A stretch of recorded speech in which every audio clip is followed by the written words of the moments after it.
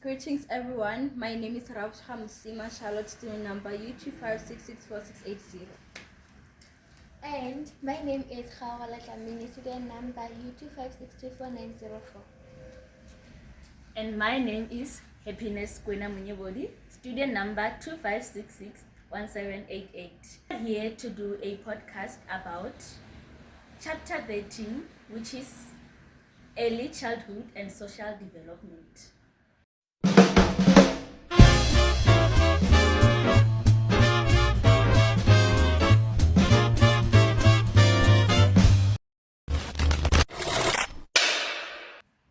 Good afternoon, everyone. I'm Age Prepared, your host on the Development Show, where theory meets real life in the classroom and beyond.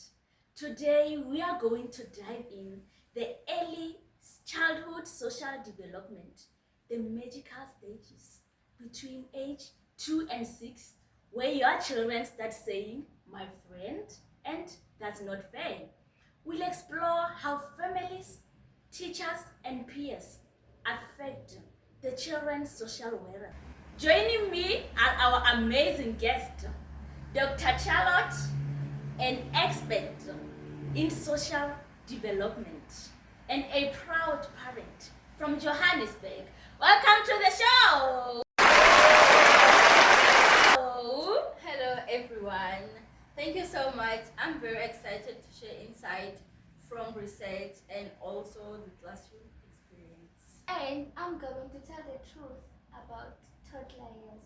It's not all cute smiles.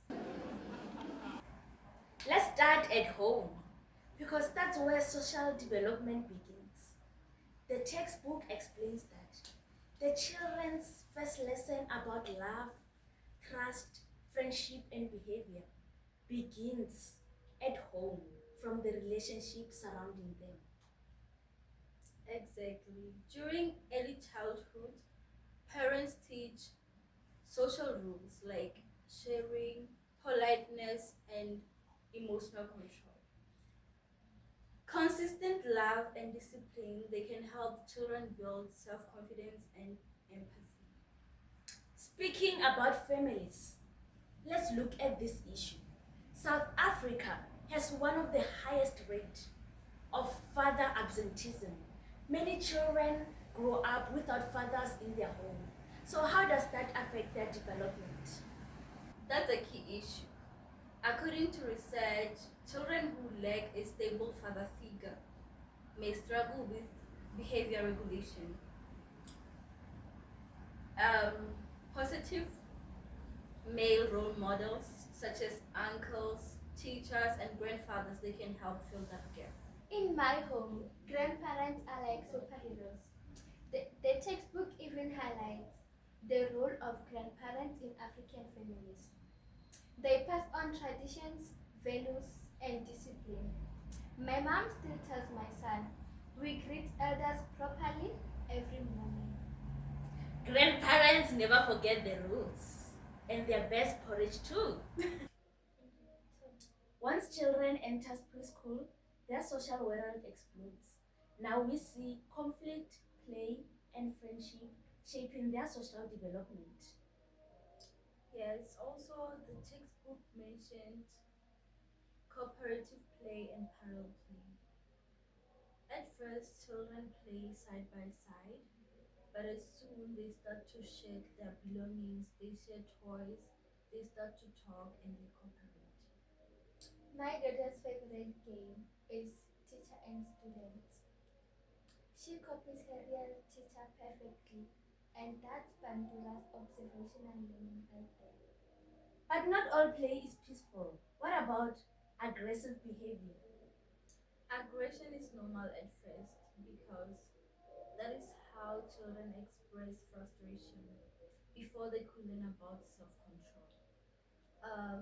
Teachers can help model calm behavior or guide them to use words instead of hitting each other. And then we have pro-social behavior, where children learn how to share, comfort others, and helping others. Now, that's the positive side of growth development, right? Yes, When we praise kindness, children repeat it. They love recognition. So let's talk morals. How do young children start to understand what's right and what's wrong? At this age, children are in what P. Agent and Colbeck call it the pre-conventional level. They obey rules just to avoid punishment or just to get a report of something, not yet because they understand fairness. So when a child says, I didn't hit him because teacher will be gross, that's moral development in action, right? Exactly. Parents and teachers can guide moral thinking by explaining what behavior means, not just saying, don't do that. Stories and role plays, they're great tools. They help children um, imagine feelings, develop empathy, and see the consequences of actions. Okay, ladies and gentlemen, let's take a quick break. We'll see you in 5 minutes. A few moments later. Welcome back again from our quick break. We are coming back with more energy and new vibes. So, before we wrap up, let's talk about parenting styles. One of my favorite topics. There are four, right? Yes, we have authoritative. It is warm but firm. Best outcomes are confident, socially skilled kids. Other one we have authoritarian. Authoritarian, it is strict, less warmth. Children, they are obedient but anxious. We also have permissive. They are loving but with few rules. Leads to impulsive behavior and demanding behavior. Other one we have indulgent. This one there's no involvement. There's no involvement. Okay, actually, the goal is to be Goldilocks parents, not too hard or too soft. Exactly. Just right. Children thrive with love, structure, and respect. So, from family love, background friendships, and school environment, we can conclude that child development is how children learn to live with others. And every love, every act of kindness, and every story shapes children's social world. Yes, parents and teachers are the core builders of that world. And remember, children learn what they see. So let's model the values we want them to live with. Beautifully said. Thank you to our guest and our audience.